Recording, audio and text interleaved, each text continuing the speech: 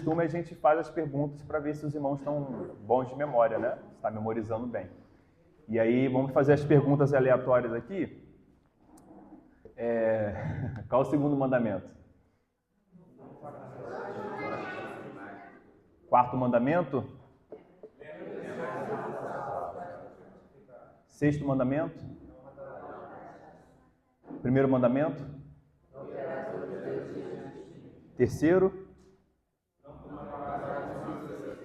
Quinto? Prefácio?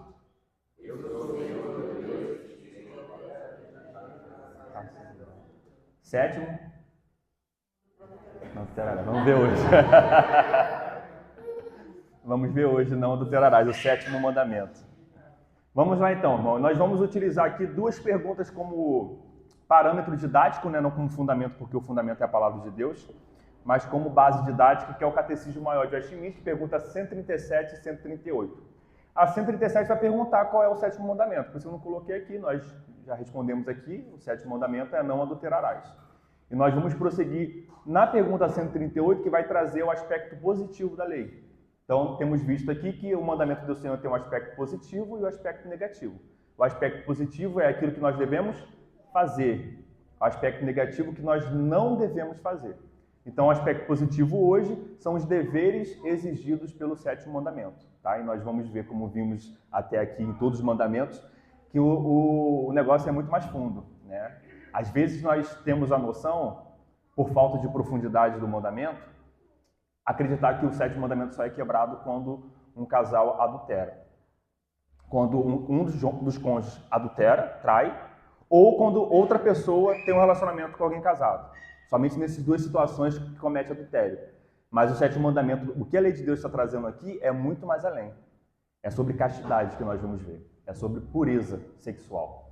Né? Então, o sétimo mandamento vai muito mais além. O que está sendo protegido ali, o que Deus está zelando, é a pureza sexual. Tá? E nós vamos ver isso aqui.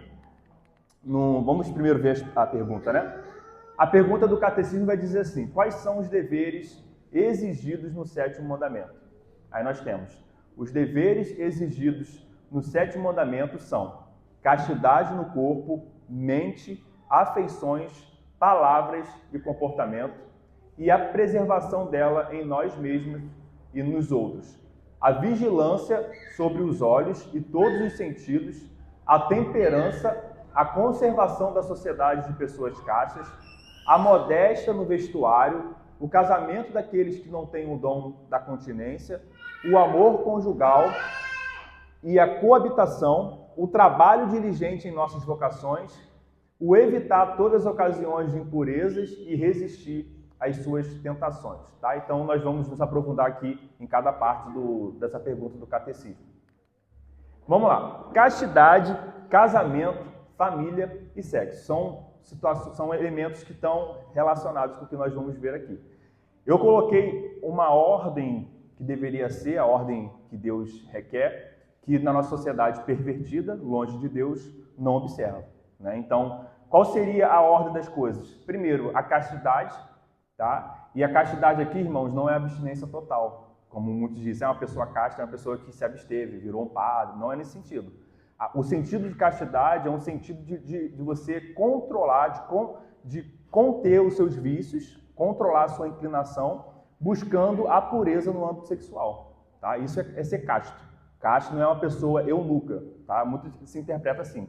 Então a ideia é que é castidade, ou seja, uma pessoa antes do casamento, ela deve ser casta, ou seja, não buscar ter relações, enquanto não encontrar alguém para assumir uma responsabilidade, um pacto, né, que nós vimos que é o casamento, tá? Então, castidade, depois de casamento, com o casamento se constitui a família, e aí sim, dentro desse âmbito legítimo, é permitido as relações sexuais, tá? E deveria ser assim, é assim que Deus instituiu, certo?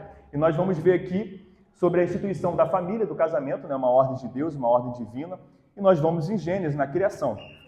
Vamos abrir em Gênesis capítulo 2. Gênesis capítulo 2. Vamos ler o verso 18 ao verso 25 de Gênesis.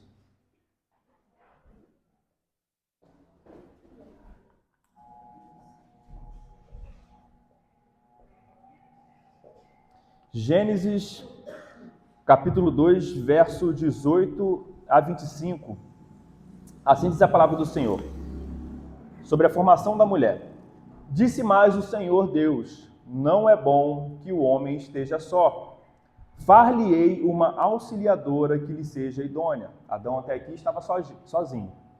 Havendo, pois, o Senhor Deus formado da terra todos os animais do campo e todas as aves dos céus, trouxe-os ao homem, para ver como este lhe chamaria. E o nome que o homem desse a todos os seres viventes, esse seria o nome deles. Deu nome o homem a todos os animais domésticos, às aves dos céus e a todos os animais selváticos. Para o homem, todavia, não se achava uma auxiliadora que lhe fosse idônea. É muito interessante a imagem aqui, porque Deus trouxe todos os animais para Adão, colocou diante de Adão, e Adão, na medida que ele ia nomeando os animais selváticos, domésticos, as aves, os répteis, ele não encontrava uma auxiliadora idônea, ou seja, ele estava só. O Senhor sabia que não era bom que um homem estivesse só, e Adão sentiu isso em suas emoções, porque ele buscou entre os animais e ele não encontrou uma auxiliadora. Então o Senhor Deus fez cair pesado sono sobre o homem e este adormeceu. Tomou uma das suas costelas e fechou o lugar com carne. E a costela que o Senhor Deus tomara ao homem, transformou-a numa mulher e lhe a trouxe. E disse o homem, esta afinal é osso dos meus ossos e carne da minha carne. Chamar-se-á varoa, porquanto do varão foi tomado. Por isso, a justificativa criacional. Por isso, deixa o homem pai e mãe e se une à sua mulher, tornando-se os dois uma só carne. Ora, um e outro, o homem e sua mulher, estavam nus e não se envergonhavam. Então, ver o fundamento do casamento, da união, formando uma só carne, é criacional. Deus, quando criou Adão, ele já criou e disse que Adão não era bom que o homem ficasse só. Não somente Deus instituiu isso, como colocou isso na sua criatura, de tal forma que Adão, quando estava diante dos animais, ele viu que não tinha uma auxiliadora, e ele queria uma auxiliadora, desejava uma auxiliadora. Deus assim responde, e tudo isso, ou seja, o fato de Eva ter sido criada da costela de Adão, é uma simbologia que mostra a questão de um só homem, um homem e uma mulher se unindo, se formando uma só carne. É criacional. Deus poderia ter criado dois seres separadamente, e os dois caíram e condenar a humanidade na sua união. Mas Deus aprove ao Senhor na sua sabedoria, de forma didática, ecoando sobre essa instituição familiar que deveria Eva vir de Adão, demonstrando uma só carne, a união entre homem e mulher. Vamos abrir agora em Mateus 19. Mateus 19.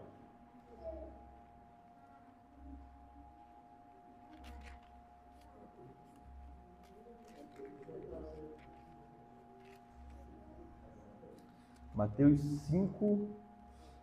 19, verso 4.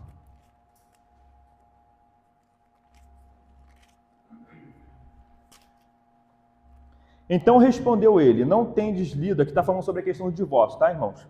É o contexto. Não tendes lido que o Criador, desde o princípio, os fez homem e mulher, e que disse, por esta causa deixará o homem pai e mãe, e se unirá à sua mulher, tornando-se os dois uma só carne? Nós lemos isso agora em Gênesis. De modo que já não são mais dois, porém uma só carne. Portanto, o que Deus ajuntou, não o separe o homem. O casamento foi instituído por Deus. A união homem e mulher é uma união heterossexual. Essa é a união que Deus instituiu, a única legítima diante de Deus. Essa união foi instituída por Deus. E a união, ou seja, o casamento que é feito, é Deus que ajuntou. Então, Cristo está falando aqui, o casamento ele é tão forte, o elo de união entre os casais são tão fortes porque é Deus que uniu. É uma instituição criada por Deus e unida por Deus. Vamos agora abrir em 1 Tessalonicenses 4. 1 Tessalonicenses 4. Vamos ver agora sobre a questão que envolve a castidade, a pureza. 1 Tessalonicenses 4, 2 a 8. Assim diz a palavra do Senhor. Porque estáis inteirados de quantas instruções vos demos da parte do Senhor Jesus, pois esta é a vontade de Deus, a vossa santificação, que vos abstenhais da prostituição, que cada um de vós saiba possuir o próprio corpo em santificação e honra. Tá? Então, o aspecto da pureza vai muito mais além da questão do adultério em si, literalmente falando, né? De forma estrito senso, mas a questão que envolve a pureza do ato. Tá? Então, aqui envolve várias questões, envolve pornografia, todas essas questões vão infringir o 7º mandamento. Tá? E o irmão Jair, que vai trazer o próximo estudo, ele vai se aprofundar na questão daquilo que nós não devemos fazer. Não se divorciar, não consumir pornografia. Essas questões envolvem o aspecto negativo da lei, que nós não vamos ver hoje. Então vamos lá. Quando nós estudamos, nós vimos então aqui que a castidade, o casamento, família, sexo são elementos que estão relacionados, tá? Intrinsecamente, não se pode separar, tá? A castidade deve estar presente antes e no casamento, no ato do casamento, dentro do casamento, a pureza. O casamento e a família são instituições divinas, criadas por Deus, e como nós vimos lá que Paulo vai tratar em Coríntios, salvo engano, nós vamos ver mais à frente, ele vai falar que o sexo dentro do casamento é uma obrigação. É um direito e obrigação recíprocos dentro do casamento. Então, nós vemos que são elementos que estão unidos intrinsecamente. Não se pode separar isso aqui. Quando se separa, a gente vai ter o problema do pecado, né? Sexo fora do casamento, castidade que não é observada antes do casamento, né? Casamento e família, e às vezes dentro do casamento, abstinência daquilo que não deveria estar se abstendo.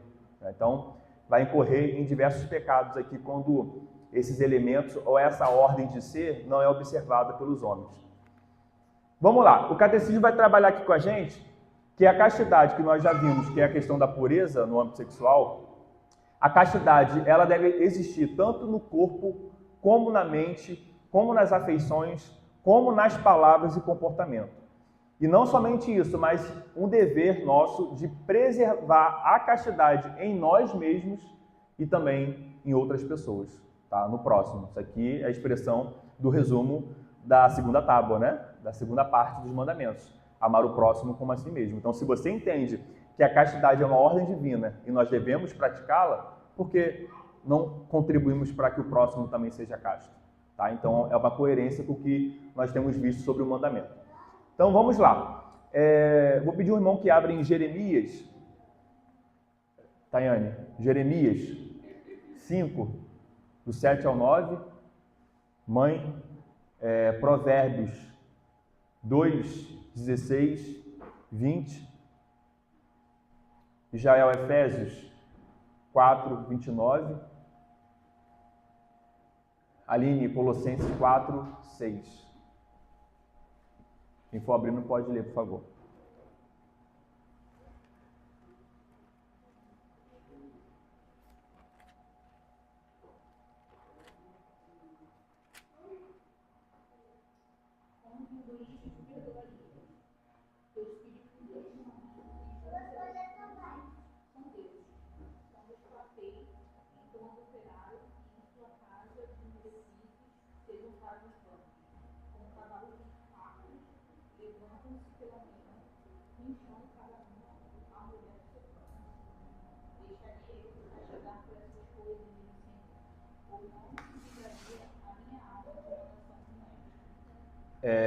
O texto de Jeremias, Deus está apontando o pecado da prostituição do seu povo, né, que estavam se deitando com meretrizes.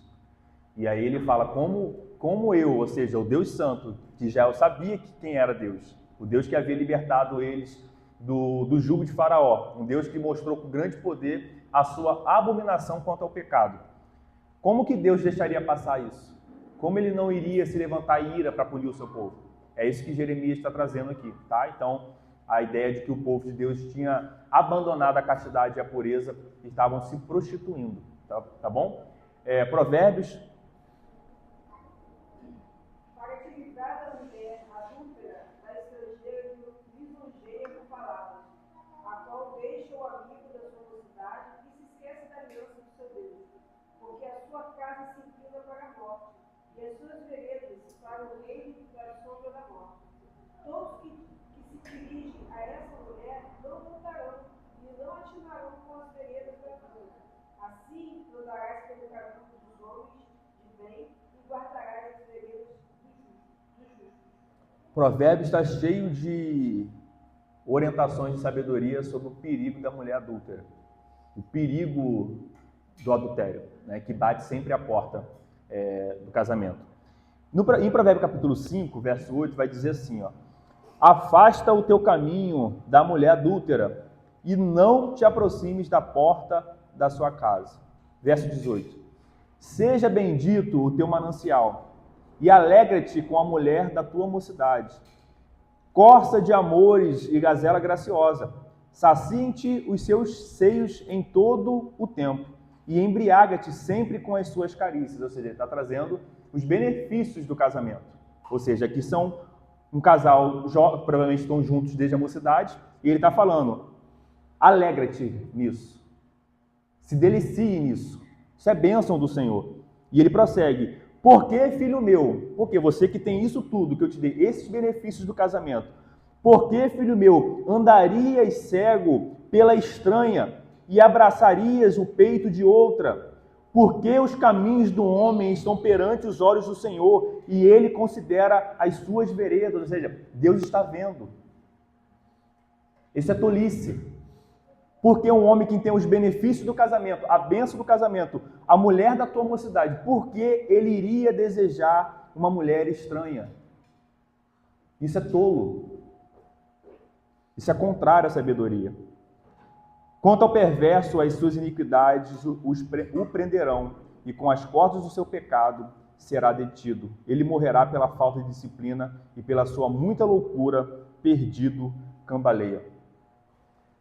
Veja, o provérbio está espalhado com sabedorias nesse sentido, sobre o perigo do adultério e sobre a promoção da castidade, da pureza, da mulher virgem, do homem, do jovem virgem. Está cheio disso na sabedoria de Provérbios. É isso que o Senhor quer. E nós estamos numa sociedade que prega totalmente o contrário. Nós estamos numa sociedade onde a expressão cultural é uma expressão de perversão àquilo que Deus deu aos homens como bênção. Aquilo que deveria ser bênção para ser usufruído num ambiente de responsabilidade, de amor, dentro do pacto, é utilizado como vícios e expressão de perversão e lascívia da mente dos homens.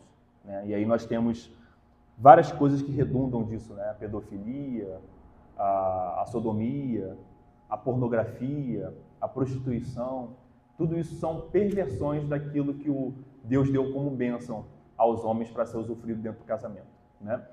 Efésios. Não saia da vossa boca nenhuma palavra torpe, e sim unicamente a que for boa para a edificação, conforme a necessidade, e assim conduz a graça aos que ouvem. Nós vimos aqui que o sétimo mandamento não é só uma questão de corpo. Envolve mente, envolve sentimentos, afeições, envolve palavras também. O texto que Israel leu aqui, de Efésios, Paulo está falando para que nós não venhamos falar palavras torpes. E aqui, irmãos, infelizmente nós temos que voltar ao beabá, mas alguns irmãos em Cristo, eles têm um hábito que é contrário à palavra de Deus, que é falar palavrões. O por, no final das expressões, que é uma conotação sexual. A maioria dos palavrões, a conotação é sexual. E nós temos que isso envolve tanto a quebra do sétimo mandamento, porque palavras sexuais, pornográficas, muitas vezes estão como expressões cotidianas da boca de cristãos, que não deveria estar. Como também a gente quebra muitas vezes aí o terceiro mandamento, porque nós devemos falar coisas santas, coisas que edificam, e nós acabamos por não fazer isso. Então, é importante nós relembrar uma coisa que não deveria nem ser uma questão de nós nos preocuparmos.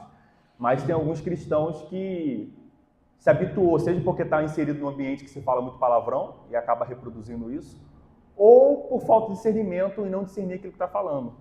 E é aquilo ser dentro de uma expressão cultural, não se atentar a isso. Tem algumas palavras que eu não vou reproduzir aqui, mas que é muito comum no nosso cotidiano, que não é tido como palavrão. Mas quando nós vamos buscar o significado é sexual a origem. Então é importante a gente se atentar ao que nós estamos falando. Hoje é tão simples, a gente dá um Google e o Google em 10 segundos apresenta para a gente qual é o significado da palavra. Então não venhamos a ser tolos falando coisas sem saber o que nós estamos falando, tá? Mas ter cuidado com aquilo que nós falamos, porque palavras com conotações sexuais que expressam pornografias e perversões é quebra do 7º mandamento também, tá? É contrário à ideia de pureza. Quando ele fala de afeições, são sentimentos de quebra do mandamento. Então, as afeições, por exemplo, um homem casado que se sente atraído ou começa a ter sentimentos, emoções, afeições por uma mulher que não é a sua esposa, as afeições dele quebrou o 7º mandamento.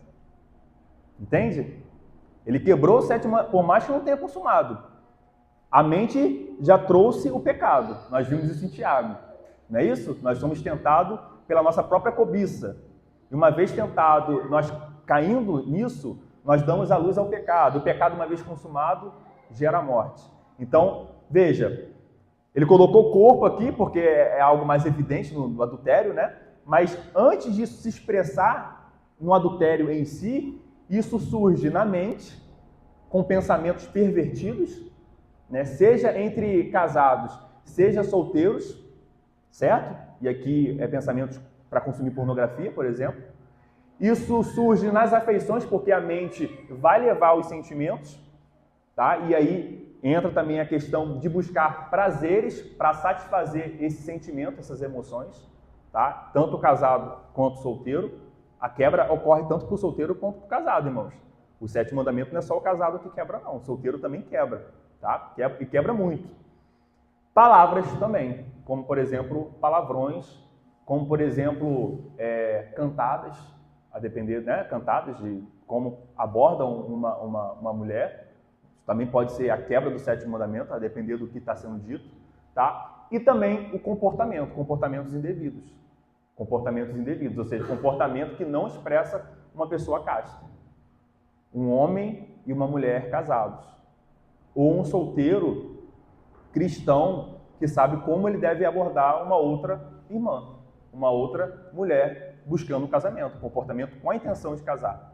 Então, tudo isso envolve essas questões, envolve comportamento, envolve palavra, envolve afeição, envolve pensamento. Tudo isso está abrangido no 7º mandamento, em todos os mandamentos que nós temos visto até aqui. O aspecto interno, que o Senhor vai tratar em Mateus 5, e o aspecto externo, aquilo que é visível, né? As obras que são demonstradas no nosso coração, muitas vezes pecaminoso. Aline, Colossenses 4. A vossa palavra seja sempre agradável, temperada com sal, para saberdes como deveis responder a cada um. Mesmo sentido. Aquilo que sai da nossa boca, né? Sempre temperado, tá? Irmãos, se quiserem contribuir, pode interromper, tá? Levantar as mãos para trazer alguma contribuição. E aí, a preservação dela em nós mesmos e nos outros, né? Isso aqui não tem muito o que dizer. Nós devemos zelar para que o nosso corpo, a nossa mente, a nossa afeição, as nossas palavras e os nossos comportamentos sejam dignos daqueles que têm a Cristo, que seguem o Evangelho do Senhor, tá? Então, isso tudo está unido.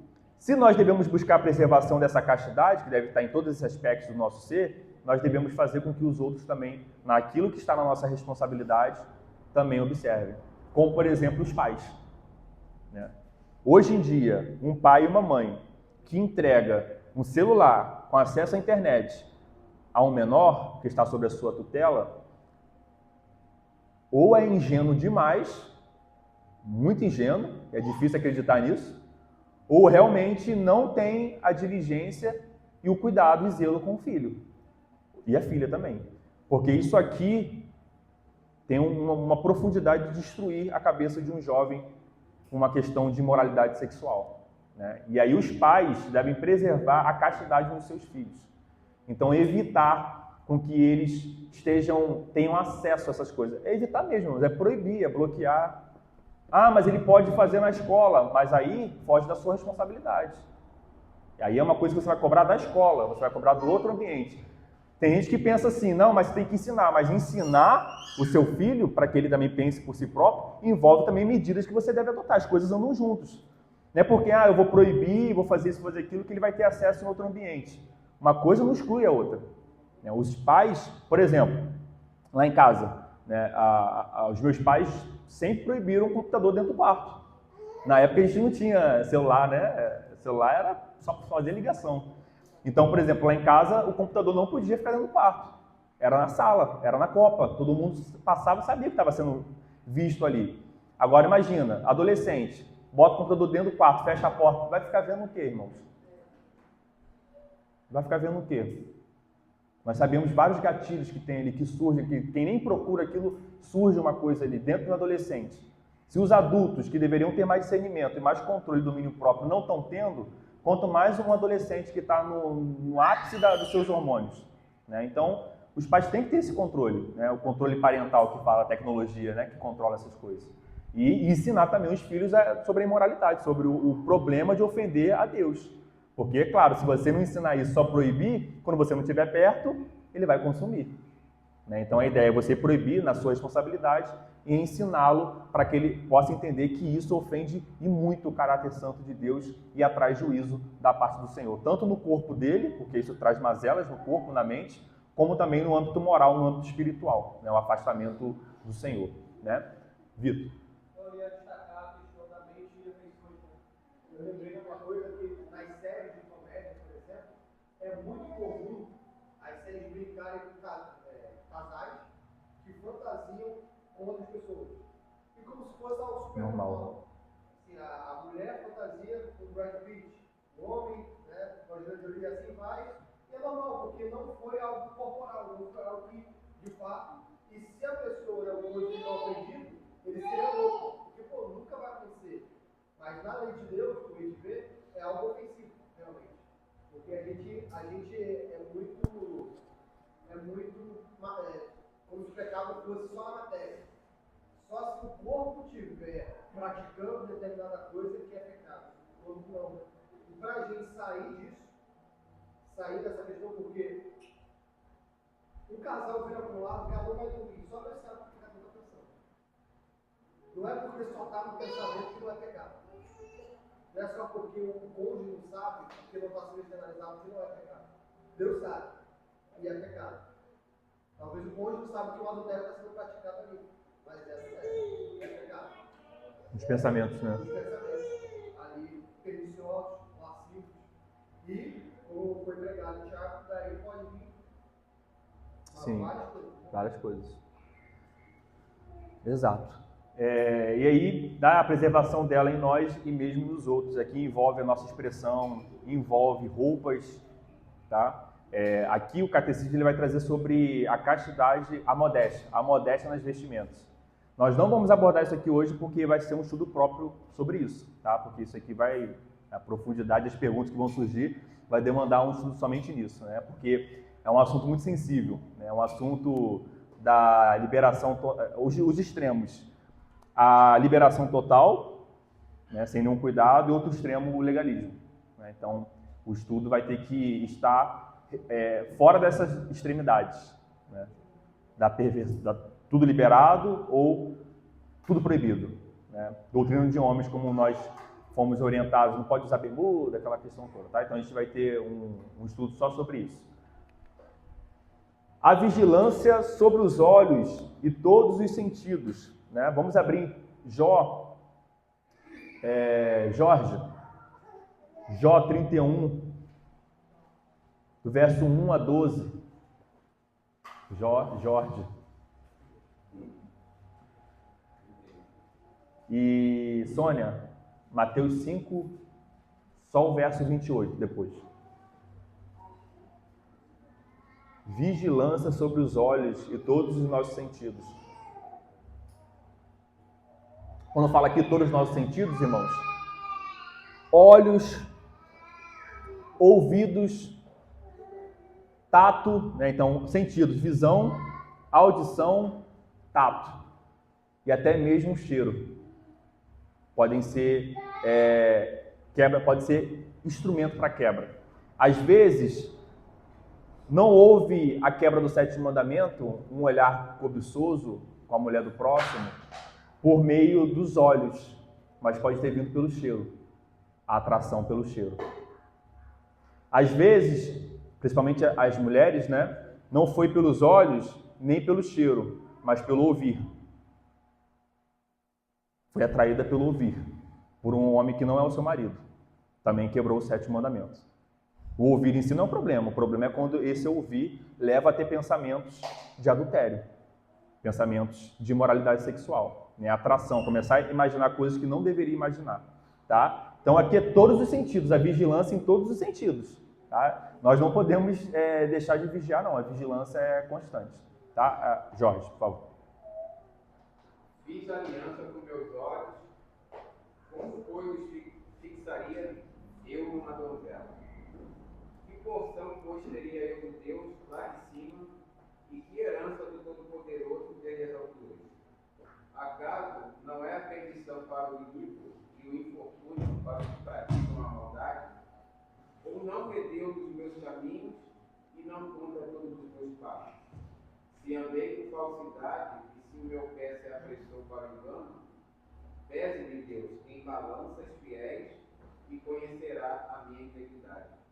Se os meus passos se desviaram do caminho, e se o meu coração cega os meus olhos, e se as minhas mãos se apegou qualquer mancha, então semei eu e outro coma, e sejam arrancados os renovos do meu campo.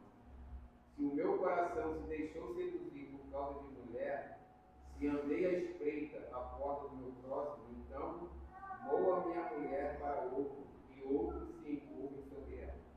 Pois seria isso um crime hediondo, devido à punição devida. Pois seria fogo que consome até a destruição e desarraigaria toda a minha vida. Olha o que Jorge está dizendo aqui. Ele começa o capítulo de forma excelente, né? Fiz aliança com os meus olhos. Ou seja, a ideia aqui de dominar os olhos. Ele fez uma aliança com os olhos. E ele vai prosseguindo, falando sobre a questão da fidelidade, o perigo do adultério. E ele vai dizendo que como ele poderia cometer isso, né? Ou seja, buscar prazeres numa mulher que não fosse a sua. Ele vai falar que isso seria o quê? Um crime hediondo. Um crime hediondo cometer isso. Se o meu coração se deixou seduzir por causa de uma mulher, se andei à espreita à porta do meu próximo, ou seja, qual é a imagem que Jó está falando aqui? Daquele que está à espreita do próximo, esperando um momento para ele adulterar. É aquele que espera o marido sair para ele entrar dentro da casa. É isso que é espreitar o próximo. Ele vai dizer que isso é crime hediondo, né? Verso 11, um crime hediondo, delito à punição de juízes, pois seria fogo que consome até a destruição e desarraigaria toda a minha renda, ou seja, destruiria ele.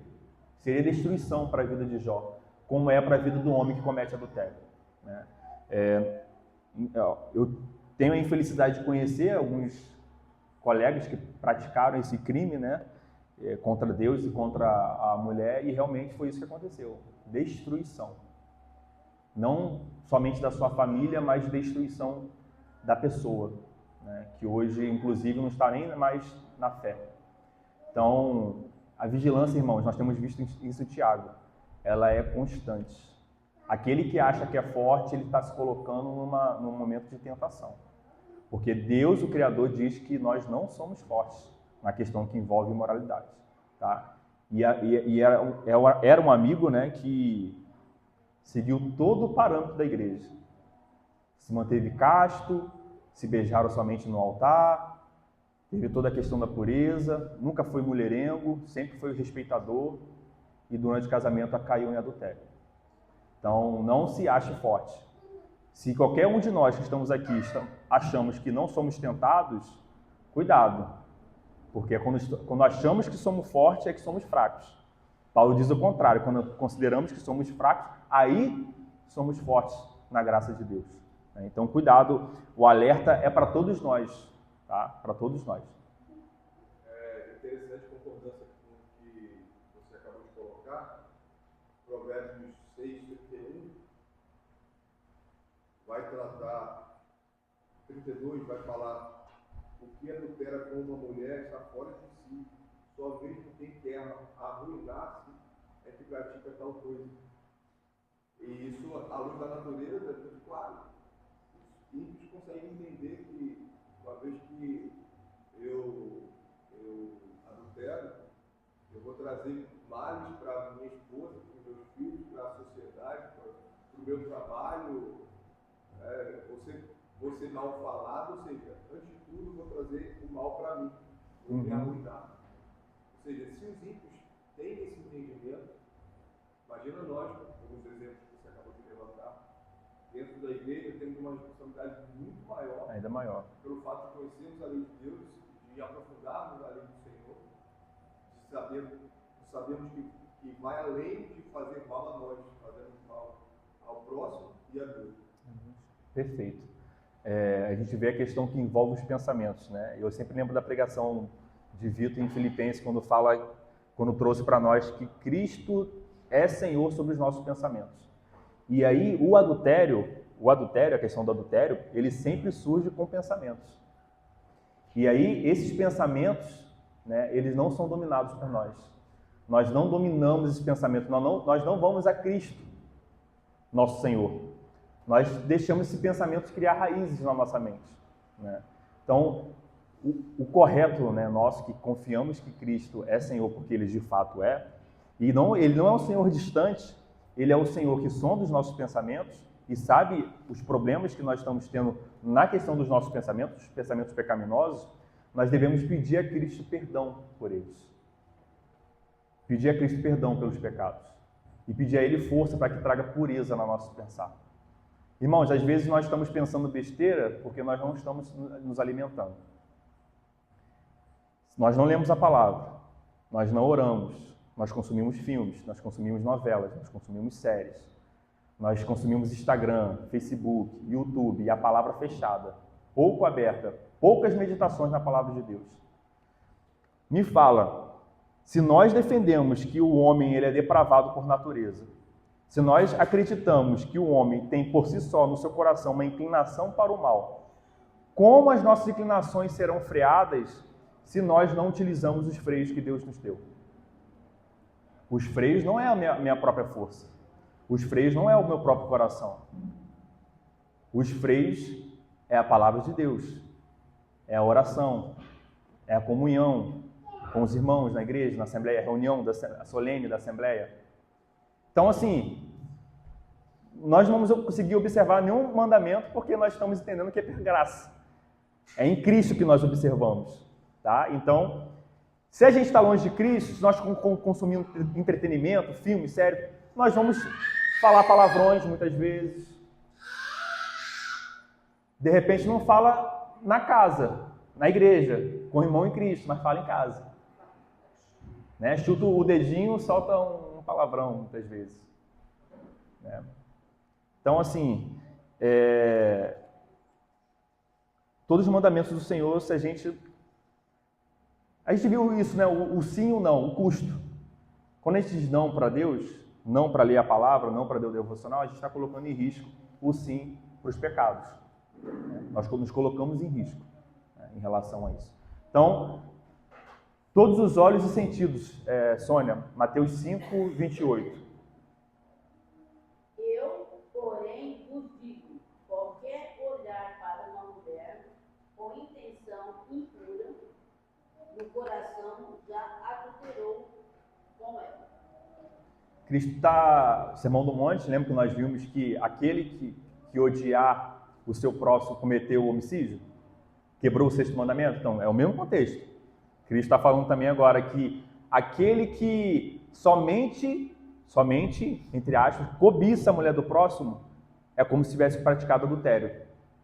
Ou seja, Cristo está trazendo um aspecto interior. No exterior ainda não foi praticado, mas no interior já foi, porque olhou com olhos impróprios para a mulher do próximo. Tá? Então, Cristo está trazendo aqui a ideia de nossa vigilância em relação aos sentidos do nosso ser. Temperança, a conservação da sociedade de pessoas castas. A temperança, irmãos, é equilíbrio, né? Quando nós vamos estudar sobre o fruto do Espírito, nós temos lá domínio próprio, temperança, benignidade, tudo que envolve, né, características do fruto. E aqui vai trazer a ideia de temperança. A ideia de temperança é a ideia de se equilibrar, é a ideia de viver de forma equilibrada. E aqui, naquilo que envolve a castidade. Tá? Então, o solteiro, ele tem que ser temperante, no sentido de controlar os seus impulsos sexuais, sabendo que existe um momento certo para isso, um momento que ele vai poder realmente exercer isso, que é o matrimônio, é o casamento. E os casados também têm que ter temperança, porque às vezes não é porque está casado que a relação, né, a atividade vai guiar o relacionamento. Ele é um aspecto dentro do relacionamento, ele não pode ser o guia do relacionamento, ele não pode ser a coisa mais importante dentro do relacionamento. Tá? Então, a temperança para usufruir dessa bênção com equilíbrio. Né? O solteiro não vai usufruir, tá? O solteiro não usufrui. Então, os solteiros casem. A ordem de Paulo. Não, tem um dom do casamento? Tem um dom de se casar? Ou seja, como é que o solteiro sabe disso? Sente atração? Case. Tá? É o ambiente lícito para isso. E nós, os casados, cuidado, porque nós temos responsabilidades com isso também, né? Porque estamos casados, que podemos fazer de qualquer jeito, de qualquer maneira, e não tem uma responsabilidade envolvida. Tem também. Tá? Temperança. Domínio próprio também. E a conservação... Você ia falar, Gabriel? Pode falar, por favor. Na verdade, uma pergunta. Nas escrituras há muita advertência ao povo de Deus não se misturar com outros povos. A pergunta é, essa advertência está associada ao sétimo mandamento da castidade? Relacionado com o ímpio? No Antigo Testamento, né? Então, o Antigo Testamento, que aí está na Antiga Aliança, né? Nós temos uma questão que envolve tanto o sétimo mandamento pela ordem do Senhor, como também a questão da separação entre gentios e judeus. Tá? Então, por exemplo, na Antiga Aliança tem coisas que eram proibidas aos judeus que hoje é permitida a nós cristãos. A questão dos animais, do que comer, do que não comer. Para nós está liberado. Paulo fala o quê? Desde que nós entregamos, santificamos a Deus, nós podemos comer. Inclusive, se aquilo tinha sido entregue para ser para ídolos. A questão que Deus estava trabalhando com o seu povo na Antiga Aliança, trazendo procedimentos do que não fazer, como, por exemplo, não casar com uma mulher daquela terra, que não seja judia, uma ideia de santificação do seu povo. Então, a ideia de santificação nossa, por exemplo, na Nova Aliança, que envolve também a questão de buscar não julgo desigual, mas aquela que compactua na mesma questão da fé, que não é étnico mais, mas sim espiritual, lá era espiritual e étnico juntos. Estavam unidos essa questão. Então vamos dizer assim, quando um judeu, na Antiga Aliança, se casava com uma mulher gentia, ele quebrava tanto o primeiro mandamento, né, porque o Senhor deu uma ordem e ele descumpriu, o Deus Todo-Poderoso, ele buscou o prazer como um Deus na vida dele, como também o sétimo mandamento, porque lá na Antiga Aliança estava envolvido também com a questão de pureza, não poder se casar com mulheres que não fossem judias, porque era uma época, uma dispensação de separar o santo do profano, né? Eles eram santos, etnicamente, por causa de Abraão, e todos os outros não eram etnicamente. Isso só vai mudar em Cristo. Efésios, o muro da inimizade é derrubado quando Cristo morre, derrama o seu sangue, paga o preço tanto dos judeus como também dos gentios, e de dois faz um só povo, uma nova humanidade. Até ali, até o sacrifício de Cristo, a separação não era preconceito, era a ordem de Deus. Deus determinou a separação. Deus havia determinado que os judeus não deveriam se casar com as gentios. E existiam maldições para aqueles que se casavam. Nós vemos, por exemplo, Esaú. Esaú era Jacó, Esaú profano. E toda hora o texto vai ressaltar que Esaú se casou com as mulheres da terra. Então, nós vemos aqueles que dentro vamos dizer assim, de sangue, eram circuncidados ali da linhagem, que se dormiam com mulheres, até se casavam, ou seja, que não deveria ser um problema, porque se casou, mas não, havia uma ordem expressa para a antiga dispensação que não poderia se casar. Então, assim, resumindo, quebra o sétimo mandamento e quebra o primeiro mandamento também, em relação a se casar naquela época com uma mulher gentia. Com julgo desigual. Isso aí. Lá era uma questão étnica e espiritual, que andavam juntos, e agora nós temos uma questão espiritual e não mais étnica.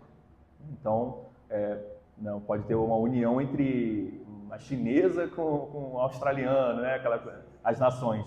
Não tem um problema. Agora, a questão do julgo desigual é um problema sim, irmãos. Né?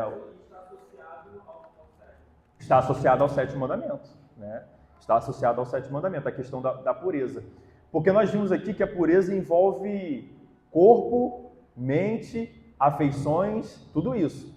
Vamos lá, vamos botar um exemplo. Um cristão, solteiro, busca um casamento com uma mulher que não é cristã, ou seja, a mente dela não é guiada pela palavra de Deus.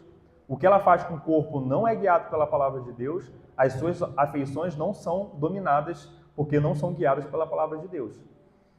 Se casa dessa maneira, se coloca em julgo desigual, certo? É outro pensamento. E como é que esse casamento vai ser praticado? Como é que vai ser a criação de filhos?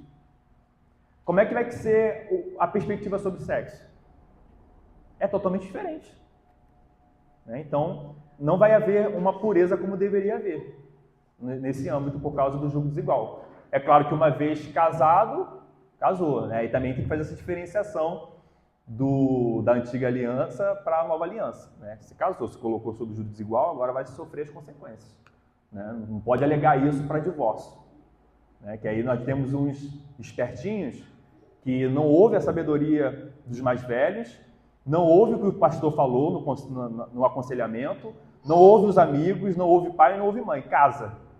E a mulher que ele casou não é cristã. Ou se dizia cristã, mas todo mundo sabia que não era. E foi alertado sobre isso. Depois ele quer alegar isso para se divorciar. Não, na verdade ela não era cristã. Meu irmão, vai levar essa cruz até a sua morte. E ora bastante para que o Senhor traga arrependimento e ela se converta. Porque não cabe o divórcio, não é legítimo. Muito jejum, muita oração e evangelização todo dia em casa. Tá? Isso é bom trazer essa observação, que eu já vi gente trazendo esse ponto para justificar um divórcio.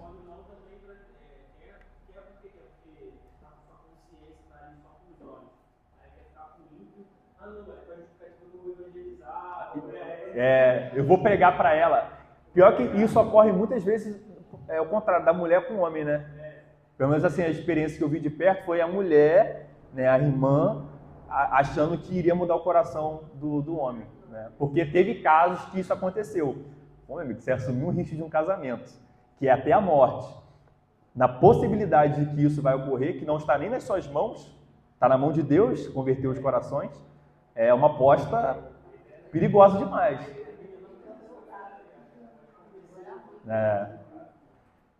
Então, essa é a ideia, tá? A temperança, a conservação da sociedade de pessoas castas. Isso aqui envolve a esfera pública, né? Por exemplo, o que nós consumimos, os filmes que são feitos. Os filmes não buscam conservar na sociedade pessoas castas. Os filmes romantizam o adultério. Os filmes romantizam o sexo antes do casamento. Romantizam e normalizam. Isso deixou de ser, no entretenimento, uma questão moral. Sexo deixou de ser uma questão moral. Ou seja, uma questão de certo, de errado, de absoluto estabelecido por Deus. Isso é uma questão moral. Passou a ser uma mera expressão natural. Os homens têm que deixar fluir. Né? E aí, esse deixar fluir envolve toda a imoralidade. Né? Para os solteiros e para os casados também. Né? Os artistas, chamados artistas em geral, né? É isso. Cantores, né? É isso. Que carregam uma multidão de seguidores, milhões. Cantor gospel, com 7 casamentos nas costas. Né? Pastor. Né? Não vamos olhar só para os de fora, né? Os de fora eles estão perdidos. Pior são os de dentro. Né? Antes da igreja querer olhar para os de fora, eles têm a mente entenebrecida. A lei de Deus não é o guia deles. Não é o que eles julgam moral. O problema é que isso entrou na igreja. Né? As pessoas estão se divorciando na igreja por incompatibilidade de gênios. Incompatibilidade de gênios. Né? O nosso gênio não bate. né? E aí nós vamos nos divorciar porque é melhor para nós, é melhor para os nossos filhos, né? E aí ainda quer trazer um aspecto de piedade para impiedade. Tá? Então, a conservação da sociedade de pessoas castas envolve tudo isso. Tá? Quando nós estamos em algum lugar e nós estamos no poder de promover isso, nós temos esse dever de buscar promover a conservação da sociedade de pessoas castas. Os professores na sala de aula cristãos, algumas vezes vai pegar livros, conteúdos que não vai conservar na sociedade pessoas castas. Pelo contrário, vai querer antecipar a questão sexual em adolescentes. Quando dentro da sala de aula é promovido anticoncepcional e não é falado sobre casamento, será que está buscando conservar uma sociedade casta? O anticoncepcional serve para quê? Todo mundo sabe para que serve. E por que se fala em anticoncepcional, mas não fala de casamento? Ou seja, sem nenhum tipo de responsabilidade. O problema é a gravidez e as doenças. O restante está tudo liberado. Se privou disso, está tudo liberado. Então, professores cristãos têm um dever, tá? Diante de Deus, de assumir o problema mesmo, o risco, para conservar na sociedade pessoas castas, naquilo que está na sua competência de ensinar. Por mais que outros professores não ensinem, por mais que a escola, em outros aspectos, não vão conservar. Mas eu, na sala de aula, com um quadro ali ensinando, devo medir as minhas palavras para ensinar o que é certo diante de Deus. E Deus vai cobrar cada um de nós. Por exemplo, aí é uma questão minha, pessoal. Eu não faço divórcio. Não trabalho com divórcio. Porque eu entendo que o cristão deve promover o casamento. Né? Questão minha, não vou falar que é pecado quem trabalha, né? Porque é uma questão sensível. Mas, se eu quero promover o casamento, como é que eu vou agir como um facilitador do divórcio? Né? Então, assim, são questões éticas que todos nós, nas nossas profissões, vamos nos confrontar. Então, eu quero ser um conciliador. Eu quero ser um promotor do casamento, não um facilitador do divórcio. Né? Juliana. Eu deparei com um dilema desse, né? Eu comentei com meu marido, surgiu 2 noivas para fazer eu casar homossexual. E aí eu falei assim, ó, não posso. Nem falei que não tinha oportunidade, só não posso. O que a pessoa entendeu, a cerimonialista, foi bom que eu não falei diretamente. Eu posso me deparar até com uma situação, né? Mas se eu tenho consciência de estar sendo casamento, eu falei assim, ó, não posso, prefiro assim me abster, né? Porque isso vai contra os mandamentos do Senhor. É claro que eu não vou impedir que isso aconteça. Sim, está fora do seu controle. Exatamente. Então eu me deparei com esse dilema assim, não. Por mais que eu ia ganhar, porque eu ia fazer 2 noivas, o valor ia ser bem alto, eu falei assim, não. Sim. A gente até conversou isso lá em casa, né, amor? Nós, cristãos, nós somos muito tentados, cada um na sua profissão. Só o Senhor sabe. E é incrível porque uma vida corondel, né, que está inclusive no devocional do pastor, no boletim do mês passado, corondel é uma vida diante da face de Deus.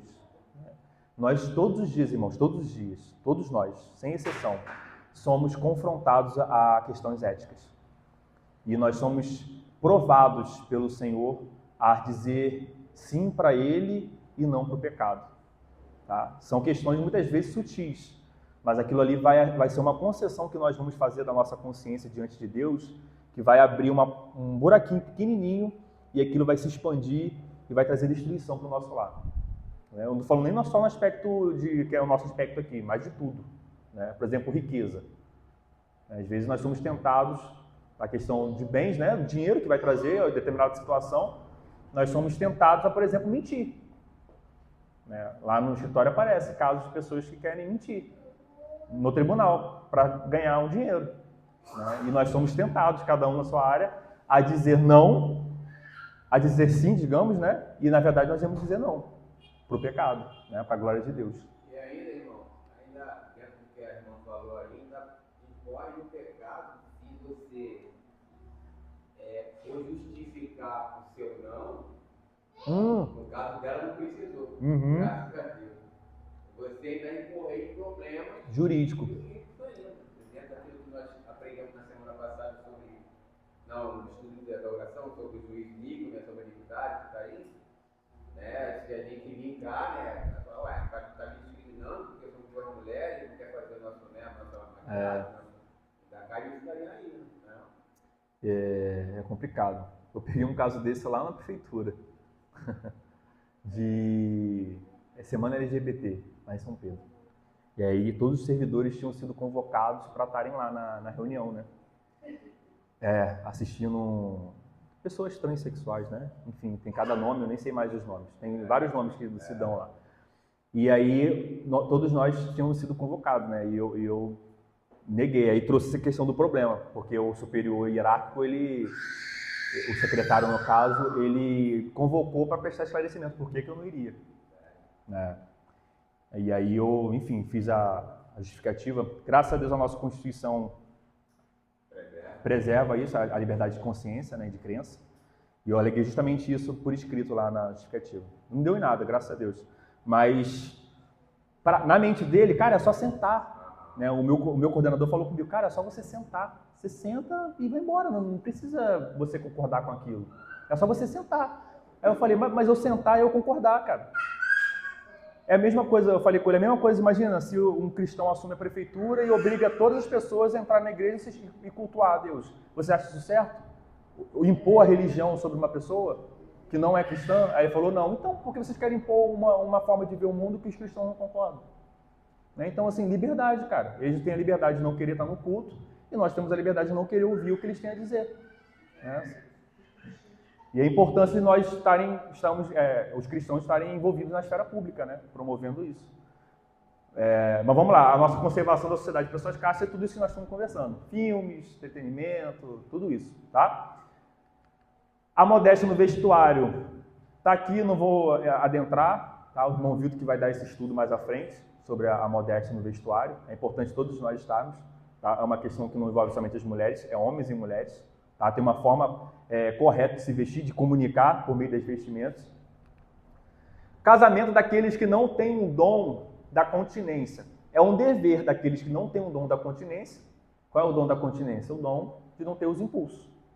Aqueles que não têm impulso, eles têm o dom da continência, eles têm o dom de se conter, tá? De se dominar. Esse é o dom da continência. E Paulo vai trabalhar isso em 1 Coríntios, Alex, José, 1 Coríntios 7, 2. Aí, José, você pode ler o verso 2, verso 5 e verso 9, pulando. 2, 5 e 9, tá? E Luiz, Mateus 19, 10 a 12. Pode ler na ordem, por favor? Depois a gente vai desenvolver isso aqui. Aqueles que casam têm um dom, tá, irmãos? Os que não têm dom e casam, coloca a si mesmo e a esposa, ou vice-versa, em risco. Porque não vai cumprir com o dever que todo casal deve ter, né?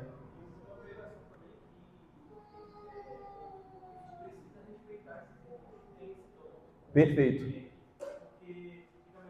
Sim. Pressionando. Uhum. Perfeito. Ou é acusado de uma outra coisa, muito pior. De desonrar a imagem da pessoa. Ele deve ser sodomita, né? Porque, ou a mulher também, isso aqui é para os dois, né? Porque a pessoa não tem um dom. Isso. E aí pressiona os cristãos, né, dentro da igreja. Respeitar isso, exato. José, por favor. Mas, por causa da impureza, cada um tem a sua própria esposa, e cada uma o seu próprio marido. Não vos priveis um ao outro, salvo talvez por mútuo consentimento. Não vos priveis. Do quê? Não se privar do quê? Que Paulo está falando. É sexo. Não vos priveis. Pode continuar. Não vos priveis um ao outro, salvo talvez por mútuo consentimento, por algum tempo, para vos dedicarem à oração e novamente vos ajuntarem para que Satanás não vos tente por causa da incontinência. Tranquilo, né? Dever no casamento. Deveres e direitos, né? Mateus? Pode. Você terminou de ler? Não. Então pode prosseguir, por favor. Caso, porém, não se dominem e se casem, porque é Ou seja, o que Paulo está dizendo aí no verso 9, que eu acabei esquecendo? É justamente sobre isso aqui. Se vocês não se dominam, ou seja, se você não tem um dom da continência, se case. Porque é melhor casar do que abrasar. Né? Ou seja, é melhor casar do que viver em imoralidade sexual. Luiz. Então, os discípulos de Jesus disseram: se essa é a situação entre um homem e uma mulher, é melhor não casar. Nem todos podem aceitar essa declaração de Jesus. Só aqueles a quem Deus vão ser capazes de aceitar essa palavra. Alguns nascem sem a capacidade de casar-se. Alguns são incapacitados pelos homens. E outros recusam-se a casar por causa do reino do céu. Todo aquele que puder, aceite o que eu digo. A versão Ara vai falar eunucos. Né? Cristo falou sobre o casamento, nós lemos aqui o início. Ele falou sobre o divórcio. E somente uma questão ali, que nós vamos ter um estudo à parte só sobre o divórcio, tá? Que é a imoralidade sexual. E aí os seus discípulos, que estão numa sociedade que qualquer coisa dá carta de divórcio e se aparta da mulher, eles estão falando assim, como assim? Então só nesse caso? Então é melhor não casar. Ou seja, se for para ficar com a mulher até o final, é melhor não casar. E aí Cristo, dentro desse contexto, vai falar. Então, vamos lá. Existem alguns que não possuem o dom para casar. Existem aqueles que nasceram eunucos. A Ara vai trazer esse termo, eunuco, ou seja, não tem essa inclinação para a questão sexual. Existem aqueles que foram feitos pelos homens eunucos. Por exemplo, os reis, dentro do harém onde ficavam as suas mulheres, as concubinas, os guardas que guardavam as concubinas, eles eram eunucos. O rei cortava mesmo, tá? Já para não ter nenhum risco. Então eles foram feitos eunucos pelos homens. Alguns escravos também, alguns escravos eram feitos eunucos pelos homens. E existe uma terceira categoria, aqueles que não nasceram eunucos, não foram feitos eunucos, mas pelo reino de Deus, no caso de Paulo, por exemplo, pelo reino de Deus, pela promoção do reino do Evangelho, se dedicam ao reino e se abstêm dessas questões. Mas eles têm o dom da continência. Eles controlam o impulso. Tá? Então nós temos 3 situações daqueles que não são chamados para o casamento. Tá? Essas 3 situações. E no final, Cristo fala, aquele que é apto a admitir, admita. Ou seja, de tudo que vocês ouviram, aquele que é apto para o casamento, case. E aquele que se enquadra nessas 3 exceções, não se case. Tá? Então, o casamento daqueles que não têm um dom da continência, isso é um dever. Não está se enquadrado nos eunucos, essas 3 opções, casar é um dever. Não fazer isso é se colocar em imoralidade sexual. Tá? E aqui entra uma questão que envolve o problema da nossa sociedade, que é o casamento tardio. Né? Nós vivemos uma era que nós estamos casando velho. Casei com 30. Né? Antigamente, minha mãe casou com meus pais 18, meu pai 24. Você pega uma geração anterior, o casamento era mais novo. Por quê? A questão da castidade. A família ficava de olho. A igreja ficava de olho. Então, ou era casar ou casar. Ou casar ou casar. Não tinha opção. Você quer ter os benefícios do casamento? Case. Não vai ter benefício antes, não. E o problema hoje é justamente o contrário. As pessoas dentro da igreja estão tendo benefícios que só deveriam ter dentro do casamento. E a gente vai ter o problema de quê? De casamento tardio. Porque as pessoas já estão sendo satisfeitas naquilo que deveria ser satisfeito dentro do casamento. E aí, tanto faz. Já vivo como casado, mesmo não sendo. Estou tendo relações. Minha esposa e meu marido mesmo não sendo, diante de Deus, diante dos homens. Então vai empurrando isso, né? Vai sendo tardio, né? Muitas vezes. Envolve a questão da pornografia também. E o que o irmão Gabriel trouxe, que envolve aqui. Alguns irmãos na igreja, eu conheço alguns, que não foram chamados para o casamento. Tá? Eles não sentem a atração por ninguém. Né? Eles vivem bem sozinhos. São esses eunucos que nasceram assim, que Cristo está falando. E aí eles se dedicam, eles têm a oportunidade, como Paulo vai falar, de se dedicar mais a Deus por não estarem casados. Porque os casados têm deveres que eles não terão, homem e mulher. Tá? Então a gente tem que ter sabedoria de não pressionar alguém que muitas vezes, né, e a gente brinca muito com isso, né? Eu mesmo brinquei muito de pressionar e tudo mais. de botar pilha, né? E a pessoa realmente fica constrangida, às vezes sai numa situação que a pessoa não está nada confortável, né? A galera arrumando encontro, né? Encontro marcado com as pessoas. Tem alguns amigos que estão solteiros que eu até perguntei já, para saber se eu posso zoar ou não. Falei, e aí, você é chamado ou não para casamento, cara? Não sou. Então vamos embora, não vamos querer, né? Vamos querer. Aquele lance de antigamente, como você falou, eu sou da antiga, né? Dos pais falavam, tá na hora, você é homem. Pô. Pressionar, isso aí. Você é homem, tem que arrumar uma garota, né? Tinha essa parada. Aí mesmo que ele fosse tranquilo em relação a isso, né? Mas ele se sentia oprimido de arrumar uma garota para casar. Sim. Meu pai falou, pô, você é homem, não vai arrumar ninguém não, tá? Esse aspecto, para aquele que foi chamado para casamento, é ótimo, tem um empurrãozinho da família, né? Mas quem não foi fica pressionado também. Né? Isso tudo, acho que é conversado, né? O ambiente na família. Mas na minha opinião, hoje, na minha opinião, Sim. Mas hoje, vamos hoje. Eu acho muito para um homem se casar hoje, eu não concordo de um homem casar novinho, não. Porque às vezes a cabeça não está madura ainda como a nossa. Porque casa, no começo é tudo bom, tudo gostosinho, daqui a pouco, porque homem é homem, a não ser que ele é cristão. Aí quando não é cristão, não dá certo. Mas mesmo assim, cristão que está muito novinho também, lá na frente você quer separar também da mulher. Não curtiu a vida, não namorou. Isso aí não a gente tem a gente tem uma concepção às vezes. É claro, o amadurecimento ele vai acontecer. O problema não é buscar aqui, até vamos definir o que seria maduro para casar. O que seria maduro? Né? Então, assim, até a definição disso maduro é o quê? São os bens? É o trabalho? O que é ser maduro para casar? Então, assim, dentro do casamento, às vezes, assim, eu vejo o problema não é a maturidade como pessoa, né? Mas a falta de discernimento sobre o que é casamento. Então, assim, porque os problemas de divórcio que eu vi, por exemplo, muitas vezes foram de pessoas que casaram velhas, o casamento durou 4 anos, uma união fora do casamento de 8 anos, casou, durou 3 anos e se divorciou. Então, assim, qual é o problema? Não é mais o problema de ter casado novo, porque ele não casou novo. Então, assim, o problema é o que é casamento? Dentro do casamento, qual é o papel do homem? Dentro do casamento, qual é o papel da mulher? Dentro do casamento, como esses dois vão cooperar para a glória de Deus? Né, para que esse casamento se desenvolva e glorifique ao Senhor. Então, quando os dois, antes de casar, e aí é o papel da igreja aqui, dos pais, né, no aconselhamento, são aconselhados a receber orientações sobre isso, a questão da maturidade, veja, quando nós vimos em Gênesis, Cristo fala sobre Adão. Adão foi criado, certo?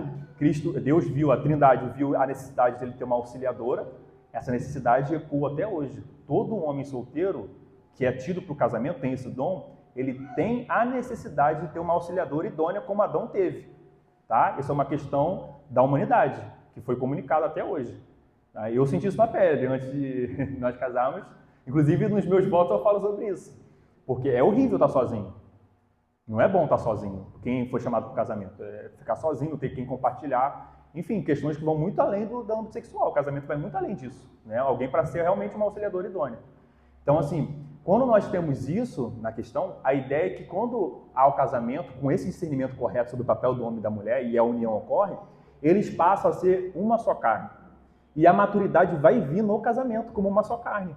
Não adianta querer que ele amadureça sozinho, porque o casamento vai exigir coisas dele que ele só vai poder amadurecer quando ele estiver dentro do casamento. Ele não vai conseguir amadurecer olhando as pessoas de fora casadas.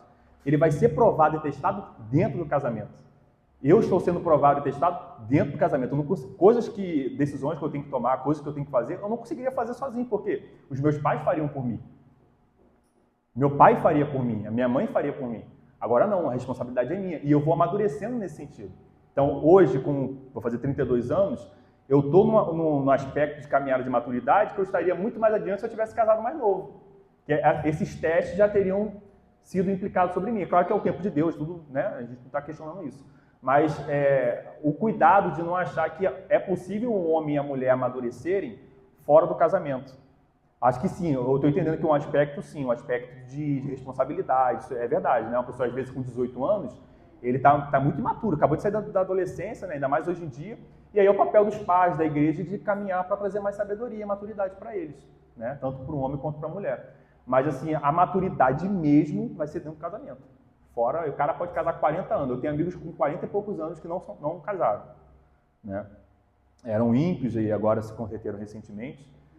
E é nítido a falta de maturidade em muitas questões. Ele só vai amadurecer quando ele casar. E além disso, irmão, essa questão da maturidade eu enxergo a gente olhando por uma outra ótica. Você vê aqui a igreja é formada por quê? Sim. São jovens. Sim. E a gente vê muitas igrejas, né, que foram formadas, as raízes são de pessoas, vamos dizer, cabelo branco, e que aí também não tem nada para ensinar. Né? Então, essa questão vai muito além de estar ligado na palavra. Vai em várias questões. Na palavra, de estar ligado na palavra, no evangelho fiel, né? Isso também traz amadurecimento, né? Conhecimento claro. da palavra, né? Isso primordial. Primordial. Aí, às vezes, o jovem sabe que tem muito mais facilidade de administrar a sua vida, até dentro do casamento dele, ou solteiro fora dele, do que o cara que está com cabelo branco, mas a sua vida inteira não aprendeu nada. Né? Então, a gente não pode negar que aquele que tem 30 anos, 40 anos, ele tem mais maturidade, ele tem mais vivência de vida. Sim. Mas isso não mede, né? Sim, a sabedoria. A sabedoria dele. Sim. Deveria, né? É a regra, mas muitas vezes não é assim. Rosângela.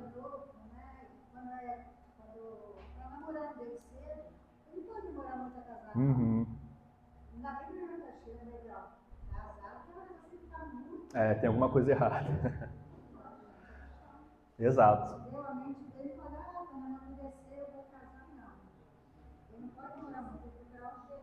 Exato. Ou não namora, né? Não, eu vou esperar para começar um relacionamento lá na frente. Agora, realmente, o que a gente vê são jovens juntos há 5 anos. Se conheceram com 16. E aí vai seguindo, 17, 18, 19. Né? E aí tem 2 perigos. O perigo de estar abrasando, que é pecado, e o perigo de, às vezes, o cara não ter, ou o homem ou a mulher não ser chamado para o casamento. E estar naquela situação por pressão.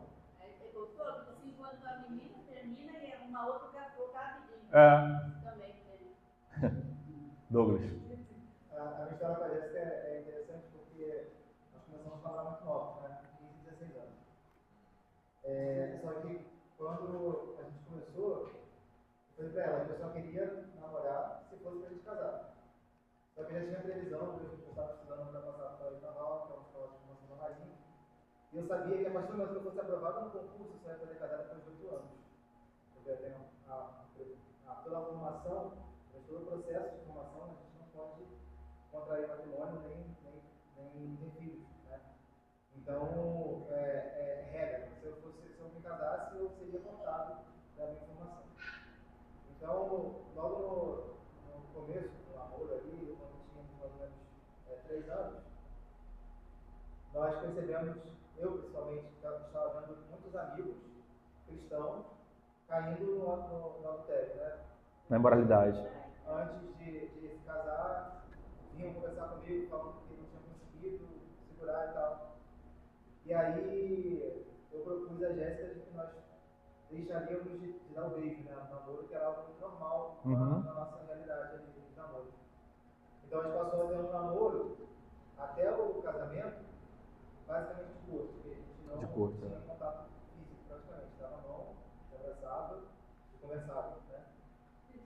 E isso foi, num primeiro momento, a gente ficou com receio de que isso poderia esfriar o nosso relacionamento, mas na verdade isso contribuiu muito para o nosso amadurecimento. Então, quando nós chegamos à fase do casamento, nós já tínhamos tido muitos aprendizados a respeito de como deve ser o casamento cristão, né? O relacionamento ali, dos papéis do homem, da mulher e a piedade.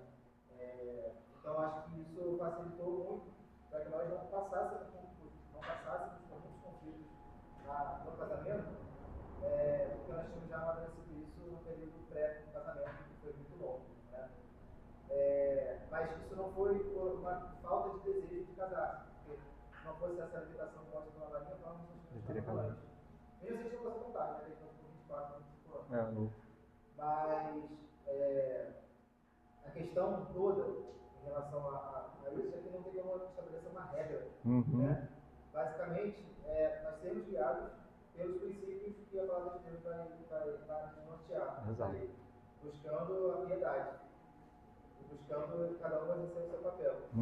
O homem, mesmo que muito novo, se ele realmente, quando ele se aproxima para um relacionamento, esse relacionamento tem que ser com o objetivo de casar. Se não está pensando nisso, não começa. Exato. E se não está se preparando para isso, ou seja, se o homem não está se preparando para ter uma forma de sustentar a sua esposa financeiramente, espiritualmente e com a maturidade, não é só financeiro, sou filho de um rico, então sempre poderia casar. Não é só espiritual, porque senão não é só de como vai viver, mas vai precisar do pão.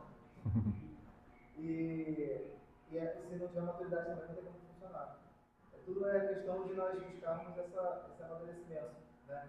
Essa piedade, de fato, em todos os aspectos. Porque aí assim a gente consegue ter um relacionamento saudável desde a sua concepção.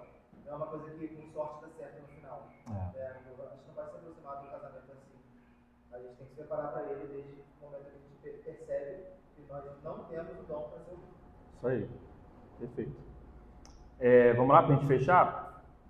O amor, ele é o amor conjugal e a coabitação, tá? Não vamos abrir o que já extrapolamos a hora. A ideia é que 1 Pedro 3, 2 e 7 e Efésios 5, 22 e 23 vai trazer que Efésios 5, o papel do homem, o papel da mulher no matrimônio, tá? Ali os deveres, né? A mulher de respeitar o marido, submeter a ele, o marido de amar a esposa como Cristo amou a igreja, sacrificou por ela, o marido como pastor do lar, como aquele que vai santificar o seu lar, né? Então isso tudo Paulo vai trazer em Efésios. 1 Pedro também vai falar sobre a vida comum, tá? Dentro do lar cristão, então a vida comum. E aqui a ideia de que o amor ele é conjugal e a coabitação, ou seja, é junto, tá? Não existe isso de casou, vamos morar em casa separada, né? É junto. A regra, é lógico, tem momentos que vai ter isso, mas a regra é de coabitar, é de coabitação. O homem deixa pai e mãe, vai até a sua mulher e se torna uma só carne juntos, tá? Coabitação e amor conjugal. Aqui, o trabalho diligente em nossas vocações. O que isso está fazendo aqui? Trabalho diligente em nossas vocações, a gente está falando sobre 7º mandamento. Os irmãos sabem? Alguém tem um palpite? Não. Trabalho diligente. O que o catecismo está trabalhando aqui, irmãos, é que a ociosidade é porta para a prática do adultério. É não andar ocioso. O ditado popular diz que mente vazia é a oficina do diabo, de Satanás. É isso. Vamos botar aqui, resumindo nessa frase popular, que parece até bíblica, né? Quase bíblica, parece até que é um verso bíblico. Mas é isso. A mente do homem está ociosa, a mente da mulher está ociosa, não está fazendo o que deveria fazer, trabalhar diligentemente, começa a pensar o que não deveria pensar. Começa a ser atraído em gatilhos que, se estivesse trabalhando com a mente ocupada, não estaria caindo. Se estivesse andando, adiantando as coisas do trabalho, não teria tempo para ficar no computador vendo besteira, né? Ou no Instagram vendo coisa indevida. Então, o trabalho diligente em nossas vocações também é um instrumento para que a gente não venha quebrar o 7º mandamento, não venha cair nesse pecado da imoralidade, tá? Essa é a relação. Quando eu li o trabalho aqui, será que está errado? Aí abri outra versão da IPB para ver se estava batendo, mas é isso mesmo. Evitar todas as ocasiões de impureza e resistir às suas tentações, tá? Então, o óbvio, tudo que a gente viu aqui, a gente tem que evitar as situações que nos coloquem em circunstâncias de quebrar o 7º mandamento, tá? De praticar a imoralidade sexual e resistir às tentações que vêm em sentido de nos fazer quebrar. Tiago, capítulo 1, 2, não lembro agora. Acho que é o 1, né? É o capítulo 1, sobre a questão do pecado e a cobiça, tá bom? Alguma consideração a mais, irmãos, para a gente fechar? Alguma pergunta?